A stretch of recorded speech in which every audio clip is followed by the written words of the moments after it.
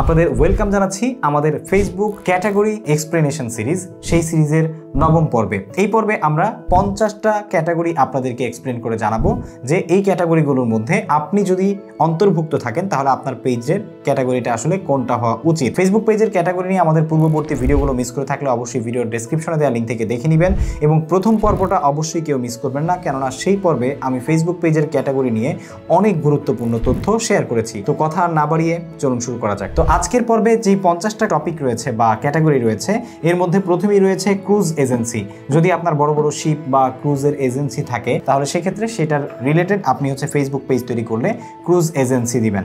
একইভাবে আপনি cruise line যদি হয় তাহলে সেক্ষেত্রে আপনি ক্রুজ লাইন দিয়ে থাকবেন। এবং পরবর্তীতে কুবান রেস্টুরেন্ট যদি আপনার কোনো প্রতিষ্ঠান হয় সেটা আপনি দিতে পারেন। এরপর হচ্ছে কাজিন যদি আপনার এরকম কিছু হয়ে থাকে সেটাও আপনি দিতে পারেন। তারপর হচ্ছে কালচারাল সেন্টার, যদি আপনার কোনো কালচারাল সেন্টার থাকে সেক্ষেত্রে সেটা আপনি কালচারাল সেন্টার হিসেবে দিতে পারবেন। এরপর হচ্ছে কালচারাল গিফট স্টোর, যদি আপনার সাংস্কৃতিক কোনো উপহার স্টোর থাকে সেটা আপনি এটা সিলেক্ট করবেন। পরবর্তীতে দেখতে পাচ্ছি কাপকেক শপ, যদি আপনার কাপকেক শপ থাকে সেটা আপনি এটা সিলেক্ট করবেন। কারেন্সি এক্সচেঞ্জ, যদি মানি এক্সচেঞ্জের আপনার প্রতিষ্ঠান থাকে সেটা আপনি কারেন্সি এক্সচেঞ্জ দিবেন। এরপর হচ্ছে সাইক্লিং স্টুডিও, যদি সাইক্লিং স্টুডিও থাকে সেটা আপনি দিবেন। তারপর হচ্ছে চিজি রেস্টুরেন্ট, ডেফিনেটলি বুঝে গেছেন। তারপর হচ্ছে ড্যামেজ রেস্টোরেশন সার্ভিস। এরপর হচ্ছে ড্যান্স স্কুল, যদি আপনি নৃত্যকলা প্রতিষ্ঠান চালান তাহলে সেক্ষেত্রে আপনার ক্যাটাগরি এটা সিলেক্ট হবে। এরপর হচ্ছে ডান্স স্টুডিও, এরপর হচ্ছে ডান্সার, ডেটিং সার্ভিস, এরপর হচ্ছে ডে কেয়ার, এরপর হচ্ছে ডে স্পা, এরপর হচ্ছে ডেক অ্যান্ড প্যাশিও বিল্ডার, তারপর হচ্ছে ডিফেন্স কোম্পানি, যদি আপনার কোনো ডিফেন্স কোম্পানি থাকে সেটা আপনি সিলেক্ট করবেন এটা। এরপর হচ্ছে